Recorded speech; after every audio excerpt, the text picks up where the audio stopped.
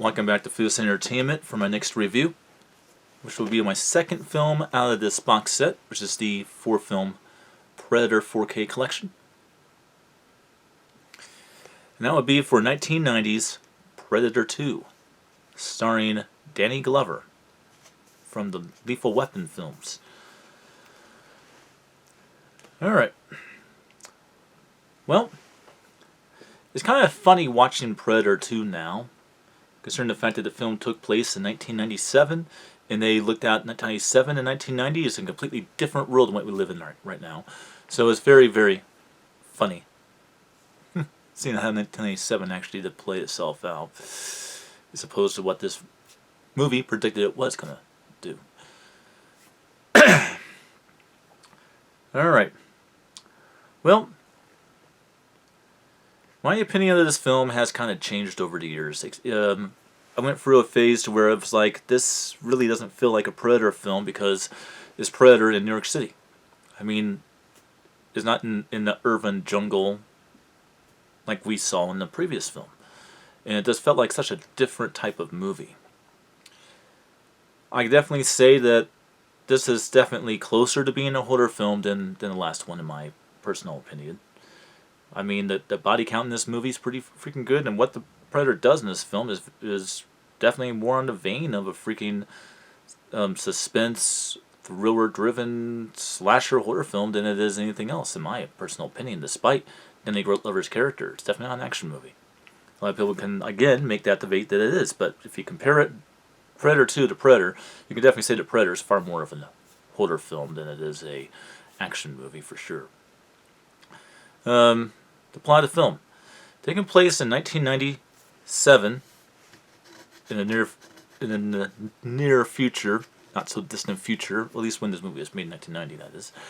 The planet ozone layer has definitely gotten issues to where it's hot all the time.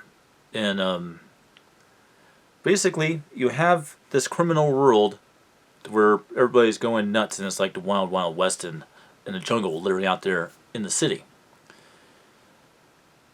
And what's going on is all of these crime gangs and riot gangs and organizations of crime are one at a time. These groups are being slaughtered and slashed, like you would see in a slasher film, something out of a horror film.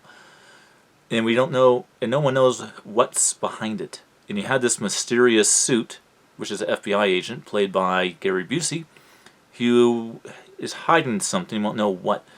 And it's up to Harrigan, played by Danny Glover, who was an upbeat, take no shit type, insubordinate type veteran cop. He was trying to solve the mystery. And he finds himself coming up against the ultimate fear, which is basically a creature alien monster who is wiping out organized crime. And what happens is literally man versus alien battle to the finish. That's a pretty decent way of describing the plot of the film, in my opinion, without giving too much away. Now, I will say at the very end of the film, pay attention to the 1700s 16th century gun that's thrown at him towards the end of the film, because that gun will make another appearance in yet a later Predator film. Now I thought it said something on it, but it didn't. Obviously, it said something else on it. I still don't know what that something else was, but I definitely can say pay attention to that gun, and then pay attention to the latest installment in the Predator franchise, and you can kind of make 1 and 2 go together. Pretty interesting how these all tie in together. Alright, quality. Okay, the quality of Predator was superb. It's one of the better 4K Blu-ray releases out there, in my opinion. Especially for an old movie. Definitely one of the best looking ones I've seen in a long time. For an old film like that. Alright, and the audio quality was pretty good too. Unfortunately, I cannot say the same thing about Predator 2. in 4K.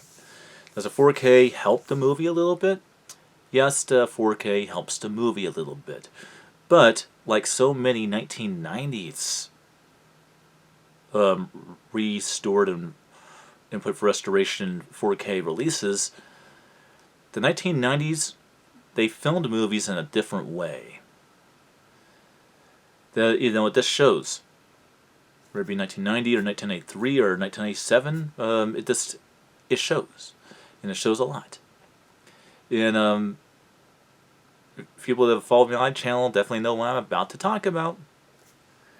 The 1990s look of neutrals and of it looking like tape and looking like, film, and not really looking, well, let's put it this way, it looks like a videotape in terms of quality. So it's kind of hard to describe, but 1990s, the way the movies looked, they had like this sort of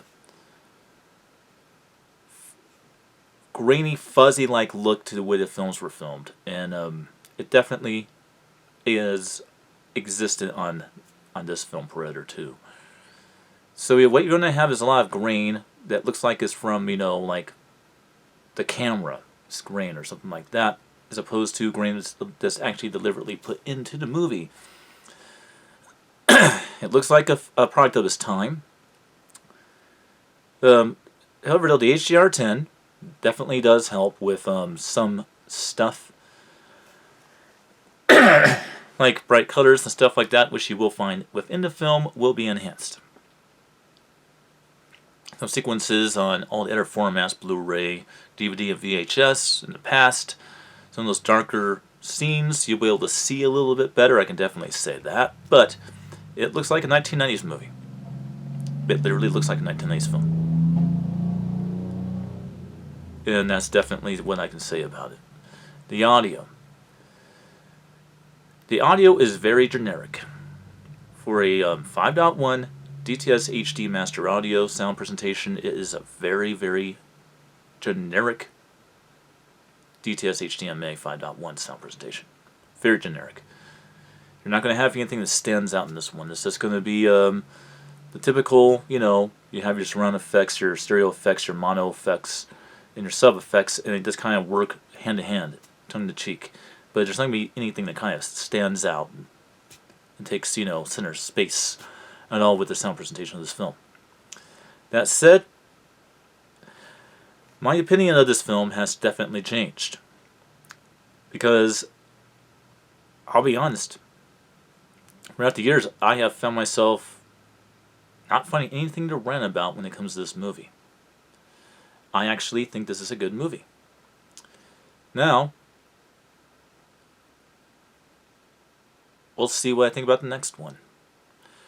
And until then, I have not seen Predator 2 from 1990. Check it out. And I'll see you on the next one.